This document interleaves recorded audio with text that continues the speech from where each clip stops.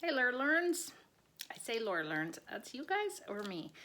My husband said maybe we need to come up with a name for you guys because really I should be Laura Learns and I should be saying, hey guys, it's Laura Learns here. Yeah, that's what I should be saying for sure. Anyway, I just keep saying like you guys are Laura Learns. Maybe you're the learners, whatever. Anyway, I just did a video about some advanced card making skills and realized I kept talking about the Big Shot, and a lot of you might not know what that is, so I want to give you a little bit of a tour. This is a tool that I inherited from a friend of a friend, Linda Palisette. Thank you very much for being such a generous person. She had more than one of these and didn't really need it anymore and knew I would get good use out of it, so I love that. So thanks, I really appreciate it. I have a number of dies, and I've been borrowing a Big Shot from my best buddy Pam, and she's always good to let me borrow whenever, but I thought now that I'm starting my scrapbooking clubs, I would want to have one of my own, and I'm definitely been using it like crazy now that I have access to one 100% of the time. So you get these metal dies. So here is one, for example, and you run it through a machine, which I'll show you in a second. And when you run this through your paper, you come out with something that looks like this that you can then put on your card. Super cool, right? So I have cut out a whole bunch of sentiments to put on my cards ahead of time. And I've cut out other images, like this one I don't own, I borrowed from Pam, and then I can put it on a card if I wish. So part of it is when you go away to these crops and other people have stencils, you can ask to borrow them and then use them and store them in little Ziploc bags or something and put your cards together another time or whatever. Creative Memories doesn't sell dies or the Big Shot, but I do have one at the house, so if you're in my Creative Memories clubs, you get to have access to it because I think it's a nice complement to our scrapbooking and definitely for card making. I think there's a lot of use for it, but yeah. So anyway, I'm going to show you how the Big Shot works now. I've got a real mess going on here, but I'm in the middle of using my Big Shot. And I've been making some Easter decorations here. I have a magnetic plate that I'm going to be using on the bottom.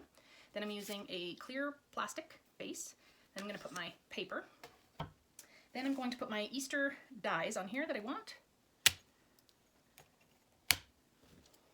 One more if it fits. Let's squish these down.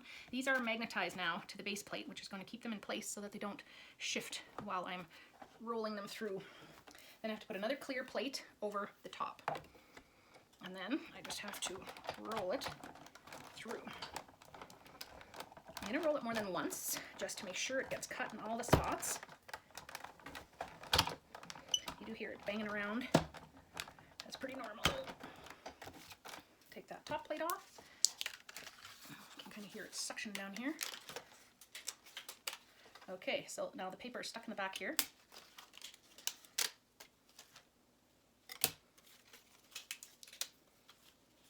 So now what I need to do is take a little pokey tool and pop everything out. So some of it just pops out, like there's an A and an E in here, so I need to pop out the garbage. And then part of it is I have to pop out what it says. Cute, eh? So I have done this same set now 6 times because there are 6 little rabbits over here. I'll show you in a second.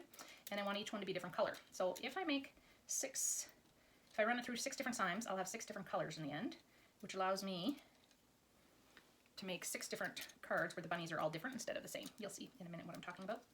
So this part's tedious. I had been standing up earlier and my back was getting sore, so I had to bring a chair. And come on. It's a little set of rabbit ears. And that one's going to take a while to come out, so I'll do that one in a minute. This one's easy to poke out, which is nice.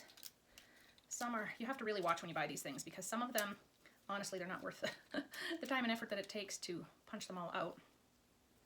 This one isn't too bad though. And in the end, I think it'll be worth it because it's going to look pretty sharp. So I've got 6 little bunnies there. So I want them each in a different color, and Easter also has 6 letters, so I want each of those to be in a different color as well, which is why I've already punched this out a number of times. Now I've got some red rabbits here. I just poke my hole and pull it out that back side. my table is, oh my gosh, it's a mess because you end up with the little garbage bits and you end up with the bits you got to keep. And I'm doing a couple of different plates at one time so that I can make, like if I'm doing red paper, I might as well put more than one plate through at a time, right? So now I've got individual little rabbits like this. They're gonna go onto my card. So I'll keep those all together for later. And I also have to pop out all the letters from the Easter. So this is gonna be the red letters. Again, the A and the R have little things you have to poke out for garbage. And then the rest have to poke out and pull gently so that I don't end up with part of the letter off. So this is the Big Shot. I have a Cricut as well, the very old Cricut that uses the cartridges.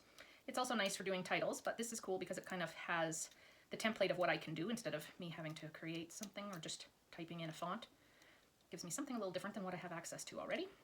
But I will do a lesson on the Cricut at one point as well. So now I've got the letters on my tray so that I can spell Easter. I'm going to glue these all onto a card so that I can show you. But this is the idea of the Big Shot when I'm talking about all these templates that I've made ahead of time.